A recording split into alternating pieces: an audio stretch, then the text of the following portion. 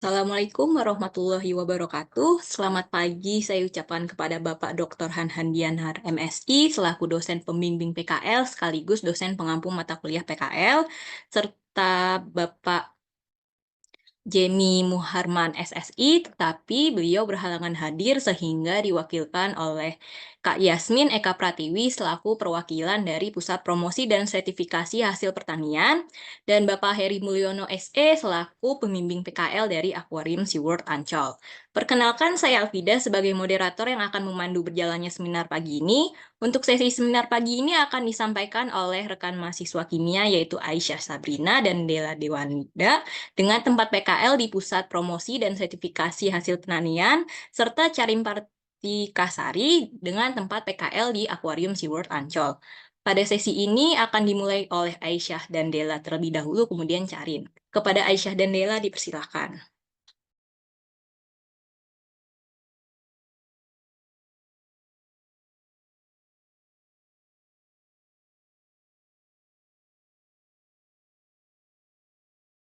Oke, baik. Assalamualaikum warahmatullahi wabarakatuh. Di sini saya dengan Dela magang di Pusat Promosi dan Sertifikasi Hasil Pertanian, izin mempresentasikan tentang laporan yang telah kita kerjakan di sana. Boleh di next? Ya, di sini dari pembimbing UNJ ada Dr. Handianhar MSI, dan pembimbing lapangan saya dan Dela itu Bapak Jemi Muharman SSI. Boleh di next? Selanjutnya adalah profil instansi. Boleh di next. Pusat Promosi Sertifikasi Hasil Pertanian itu terletak di Jalan Jambore nomor 1 Cibubur. Di sini ada foto dari maps-nya, dan berikut juga ada kontak-kontak jika ingin menghubungi PPSHP. Next. Visi misi dari Pusat Promosi dan Sertifikasi Hasil Pertanian, dari visinya itu adalah terwujud pelayanan promosi dan sertifikasi jaminan mutu dan keamanan pangan yang berkualitas, terpercaya, dan inovatif. Untuk misinya yang pertama, memberikan pelayanan dalam hal sarana dan prasarana serta informasi kepada pelaku agribisnis dan masyarakat umum dalam menjalankan usahanya. Terus yang kedua, menunjukkan kondisi usaha bisnis dalam pertanian baik dengan meningkatkan pola kemitraan dan promosi. Ketiga, memberikan layanan pengujian mutu dan sertifikasi hasil pertanian untuk kepuasan pelanggan, dan yang terakhir memberikan layanan pengujian mutu dan sertifikasi hasil pertanian untuk kepuasan pelanggan. Next. Adapun tugas pokok dan fungsi dari PPSHP, yang pertama menyelenggarakan pelayanan sarana dan prasarana untuk promosi serta pengolahan hasil pertanian. Yang kedua, menyelenggarakan pelayanan laboratorium pengujian mutu hasil pertanian. Yang ketiga, menyelenggarakan fungsi otoritas dan keamanan pangan daerah. Dan yang terakhir, menyelenggarakan pelayanan sertifikasi serta pengawasan dan peredaran benih tanaman. Next.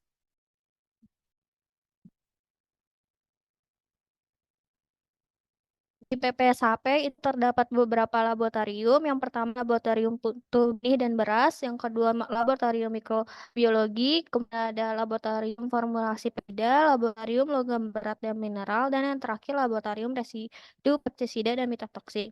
Laboratorium di PPSHP ini telah terakreditasi oleh KAN, menerapkan SNI ISO 17025 tahun 2017. Next. Selanjutnya, kami akan memaparkan laporan dari Kementerian PKL. Di sini kami menguji residu pestisida pada hasil pertanian menggunakan instrumen LC-MS-MS dengan metode Quasar N 15662 tahun 2008. Untuk latar belakang dari laporan kami itu, Indonesia sendiri kan termasuk negara agraris yang, bergantung pada hasil pertaniannya. Jadi setiap tahunnya hasil pertanian itu akan meningkat, dan, dibutuhkan oleh masyarakat. Sehingga, petani-petani itu biasanya mengalami kendala gitu karena adanya hama dan, serangan dan penyakit lain yang merusak tanaman, sehingga petani-tani itu menggunakan, pestisida untuk di Indonesia sendiri, petani itu, mencapai 95,29% menggunakan pestisida untuk, tanamannya.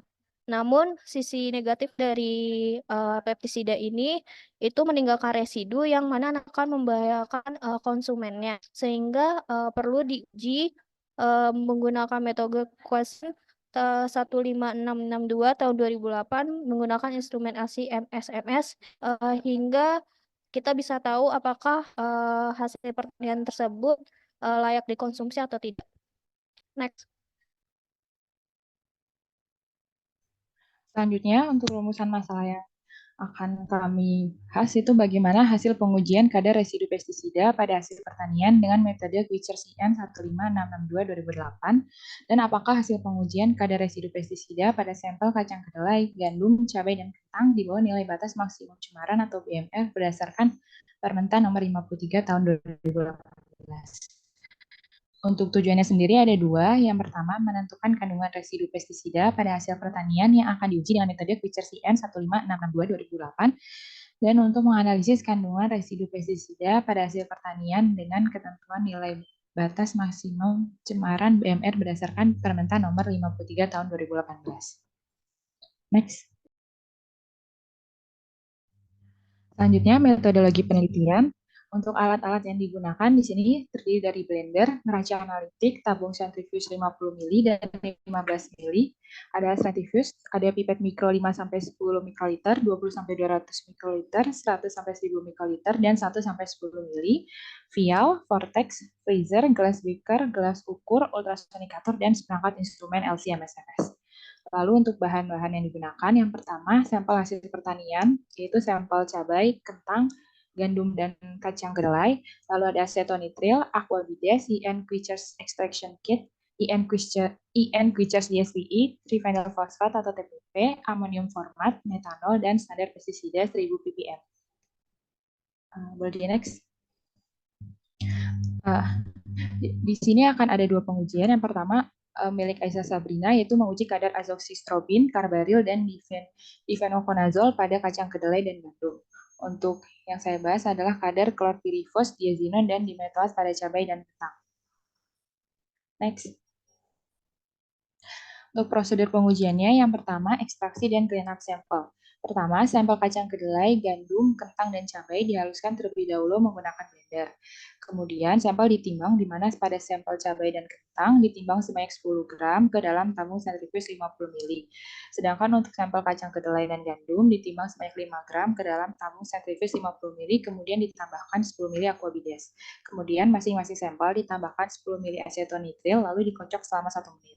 Setelah itu ditambahkan IN Quechers Kit lalu dikocok selama 1 menit dan disentrifuge selama 5 menit pada kecepatan 4500 rpm. Next.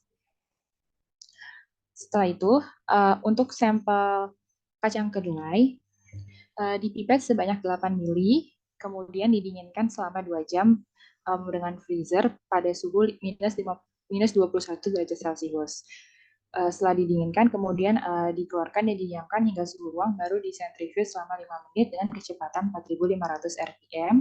Setelah itu dipipet sebanyak 6 mili untuk dimasukkan ke tabung IN DSPI fatty and wax. Nah, sedangkan untuk sampel gandum dan kentang itu dipipet supernatannya sebanyak 8 mili untuk dimasukkan ke dalam tabung IN DSPI General Food and Vegetable. Untuk sampel cabai sama dipipet juga sebanyak 8 mili, kemudian dimasukkan ke dalam tabung N DSPE High Pigment. Setelah itu semua dikocok selama 30 detik, kemudian disentrifuge selama 5 menit pada kecepatan 4500 rpm, lalu dipipet sebanyak 990 mikroliter ke vial 2 mili dan ditambahkan standar internal TPP sebanyak 10 mikroliter, kemudian di vortex. Setelah itu larutkan siap untuk diinjeksi ke LC-MS. Next. Untuk prosedur yang kedua adalah pembuatan dari standar. Yang pertama adalah pembuatan dari standar untuk azoxystrobin, carbaryl, dan difenconazole. Langkah pertama, larutan standar azoxystrobin, carbaryl, dan difenconazole 1000 ppm diencerkan menjadi 10 ppm dengan cara dipipet sebanyak 10 mikroliter ke vial 2 ml, kemudian ditambahkan 990 mikroliter asetonitrile, lalu dihomogenikan dengan vortex. Setelah 10 ppm, kemudian dilakukan pengenceran lagi menjadi 1 ppm dengan cara yang hampir sama, yaitu dipipet sebanyak 100 mikroliter ke vial 2 ml, kemudian ditambahkan 900 mikroliter asetonitrile dan di vortex. Dari konsentrasi 1 ppm ini, kemudian diencerkan lagi menjadi konsentrasi yang diinginkan, yaitu 0,01, 0,02, 0,05, 0,1, dan 0,15 ppm. Dengan cara dipipet sebanyak 10, 20, 50, 100, dan 150 mikroliter ke masing-masing vial 2 ml. Kemudian ditambahkan TPP sebanyak 10 mikroliter ke masing-masing vial, lalu setelah itu ditambahkan asetonitrile dan di vortex. Selanjutnya untuk pembuatan dari standar chlorpyrifos, diazinon, dan dimetoat, langkahnya hampir sama, hanya saja di sini hanya satu kali pengenceran, yaitu dari 1000 ppm ke 10 ppm. Dengan cara yang sama, yaitu dipipet sebanyak 10 mikroliter ke vial 2 ml, kemudian ditambahkan 990 mikroliter asetonitrile, lalu di vortex. Setelah itu, dari konsentrasi 10 ppm diencerkan lagi menjadi 0,1, 0,2, 0,5, 1, dan 1,5 ppm. Dengan dipipet sebanyak 10, 20, 50, 100, dan 150 mikroliter ke masing-masing vial, kemudian ditambahkan 10 mikroliter TPP dan asetonitrile, lalu dihomogenikan dengan vortex. Boleh di next.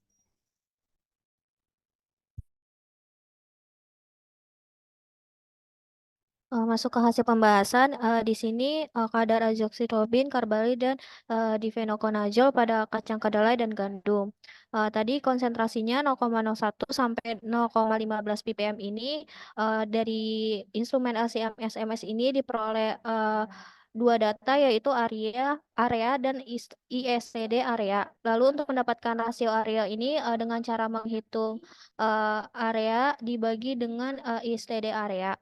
Nanti dari rasio area ini dibuat persamaan linearnya sebagai sumbu Y-nya, sedangkan konsentrasinya sebagai sumbu X-nya. Lalu dari ketiga standar ini diperoleh persamaan linearnya sebagai berikut. Untuk azoxystrobin, dia sama dengan 0,248 tambah 90,60 X. Terus untuk carbaryl itu ya sama dengan 0,036 tambah 5,972 X. Untuk difenoconazole itu ya sama dengan 0,070 tambah 30,111 X. Next. Di persalinannya tersebut nanti akan diolah menggunakan rasio area sampel sebagai sumber X-nya. Lalu mendapatkan kadar dalam satuan mikrogram per mili, dan dari situ diolah lagi menggunakan rumus dengan volume ekstrak itu 10 mili dan berat sampel pada kedelai itu 5,015 gram, sedangkan berat pada sampel gandum adalah 5,0133 gram. Untuk memperoleh kadar azoxystrobin, carbaryl, dan difenoconazole pada sampel dalam satuan mg per kg. Di sini berikut hasil dari kadar ketiga standar pada dua sampel, yaitu kacang kedelai dan gandum. Pada azoxystrobin itu kacang kedelai dan kacang kedelainya itu diperoleh minus 0,005, untuk gandum itu minus 0,004. Kemudian untuk kadar carbaryl pada kacang kedelai dan gandum itu sama minus 0,004, dan untuk difenoconazole pada kacang kedelai dan gandum itu juga kadarnya sebesar minus 0,004 miligram per kilogram. Ini ketiga kadar azoxystrobin, carbaryl, difenoconazole pada kacang kedelai dan gandum ini dinilai aman dan tidak terdeteksi dan di bawah nilai batas dari Permentan nomor 53 tahun 2018. Next. Kemudian kami juga melakukan spiking, yaitu dengan cara memasukkan standar ke dalam sampel yang bertujuan untuk melihat akurasi dari instrumen LC-MS ini, dan menggunakan di sini 3 parameter yang tadi juga udah diuji, dan hasil persen recovery-nya ini memasuki rentang yang menunjukkan bahwa pengujian ini teliti dalam metode analisis dan dapat diterima hasilnya. Next. Kesimpulannya, jadi kadar azoxystrobin pada kacang kedelai itu sebesar minus 0,05 miligram per kilogram, sedangkan pada gandum sebesar minus 0,004 miligram per kilogram. Lalu untuk kandungan karbamid yang terdapat pada kacang kedelai dan gandum itu sebesar minus 0,004 miligram per kilogram, dan untuk difenokonazol itu juga kacang kedelai dan gandumnya itu sebesar minus 0,004 miligram per kilogram. Jadi ketiga kandungan azoxystrobin, karbamid, dan difenokonazol pada kacang kedelai dan gandum itu aman dan lolos uji. Next.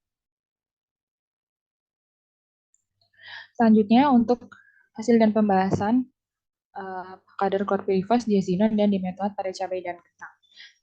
Berikut ini data yang diperoleh berupa nilai area dan ISTD area dari standar yang sudah diinjek, di mana di sini dari nilai rasio area yang diolah dengan membagi area dengan ISTD area. Nah, nilai rasio area standar yang diperoleh ini kemudian digunakan untuk membuat kurva kalibrasi seperti yang ada di sebelah kanan.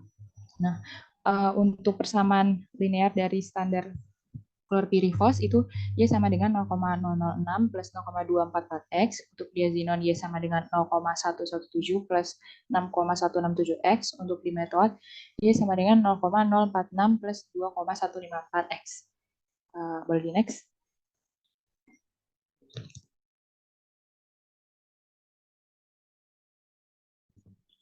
Untuk menentukan kadar residu pestisida digunakan persamaan linear tadi dengan rasio area sebagai nilai Y yang kemudian disubstitusi ke persamaan untuk memperoleh nilai X, yaitu kadar pestisidanya.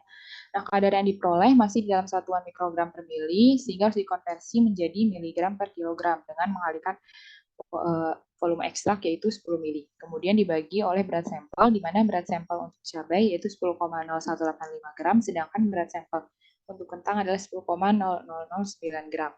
Sehingga diperoleh kadar klorpirifos pada cabai yaitu 0,012 mg per kilogram, kadar klorpirifos pada kentang adalah minus 0,01 mg per kilogram, lalu kadar diazinon pada cabai adalah minus 0,0143 dan pada kentang adalah minus 0,0184. Lalu kadar dimetoat baik pada cabai maupun kentang yaitu minus 0,021 mg per kilogram. Nah, dari hasil ini kemudian dibandingkan dengan nilai LOD dan LOQ, di mana kadar klorpirifos, diazinon, dan dimetoat pada cabai dan kentang itu dianggap tidak terdeteksi karena di bawah nilai LOD. Nah, selain itu nilai aman dianggap aman juga karena nilainya berada di bawah BMR yang telah ditetapkan oleh Permeta nomor 53 tahun 2018. Next. Nah, selanjutnya berikut merupakan data hasil spiking, di mana sampel cabai ini dilakukan spiking dengan menggunakan 3 parameter tersebut, yaitu klorpirifos, diazinon, dan dimetoat. Nah, dari data yang diperoleh, nilai recovery-nya itu semuanya memasuki rentang 70-120%, yang menunjukkan bahwa ketelitian metode analisis dapat diterima. Next. Selanjutnya kesimpulan. Kesimpulannya kandungan klorpirifos yang terdapat dalam cabai sebesar 0,012 mg per kilogram, sedangkan dalam kentang sebesar minus 0,01 mg per kilogram. Untuk kandungan diazinon yang terdapat dalam cabai sebesar minus 0,0143 mg per kilogram, sedangkan dalam kentang sebesar minus 0,0184 mg per kilogram. Dan kandungan dimetoat baik pada cabai maupun kentang sama-sama sebesar minus 0,021 mg per kilogram. Sehingga kandungan klorpirifos, diazinon, dan dimetoat pada cabai dan kentang berada di bawah nilai BMR yang telah ditetapkan oleh Permeta nomor 53 tahun 2018 hingga aman untuk dikonsumsi. Next. Demikianlah presentasi dari kami. Mohon maaf apabila ada kekurangan. Wassalamualaikum warahmatullahi wabarakatuh. Waalaikumsalam warahmatullahi wabarakatuh. Baik, terima kasih Aisyah, Dela, dan Carin atas presentasinya. Selanjutnya saya akan membuka sesi tanya jawab dari rekan mahasiswa terlebih dahulu. Bagi mahasiswa yang ingin bertanya, silakan raise hand atau bisa langsung menyalakan mikrofonnya.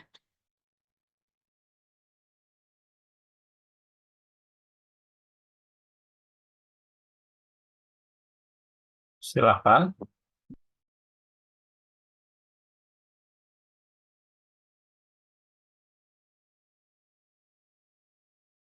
Mungkin jika belum ada yang ingin bertanya, bisa lanjut ke sesi selanjutnya, yaitu mungkin bisa pertanyaan, masukan, ataupun saran. Mungkin dari pembimbing mitra terlebih dahulu, yaitu Kak Yasmin Eka Pratiwi dan Bapak Heri, saya persilahkan.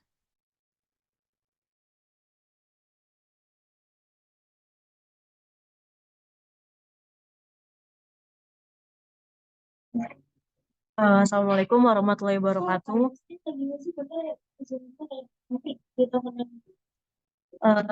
Mohon maaf, suara saya apakah terdengar? Terdengar, Bu. Ya. Iya, sebelumnya terima kasih Bapak Han selaku dosen dari UNJ. Saya Yasmin Eka Pratiwi dan teman saya Bella Hilda. Kami berdua analis dari residu pestisida tempat Dela dan Aisyah magang. Kami di sini mewakili Bapak Jamie Muharman selaku penyelia kami untuk datang di sesi seminar hasil ya, seminar hasil PKL hari ini.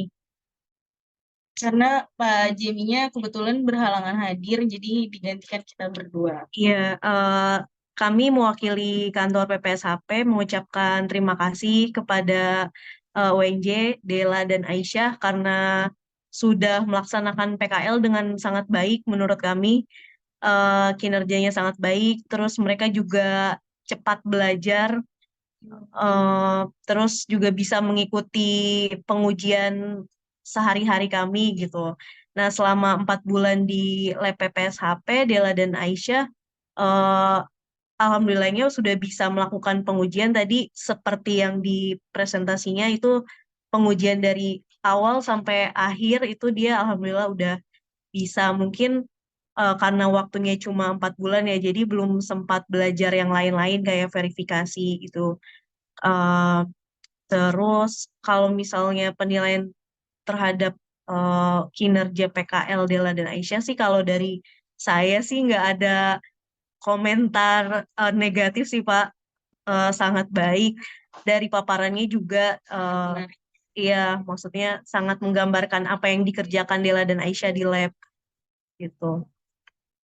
Kalau dari Bella sendiri, pokoknya terima kasih kepada Aisyah sama Dela karena selama di sini amat sangat eh menambah suasana baru, terus sangat banyak membantu kita juga gitu. Terus kalau misalnya kita di sini mewakili semua analis di laboratorium PPSHP atau orang kantor PPSHP, ada salah yang sengaja maupun nggak sengaja, ya mohon maaf. Terus tadi sebenarnya ada salah penulisan metode aja, harusnya kita tuh pakai Quickchart IN 2018, bukan 2008 lagi. Tapi emang tidak ada yang signifikan perubahannya untuk keempat komoditi itu gitu. Gitu aja sih.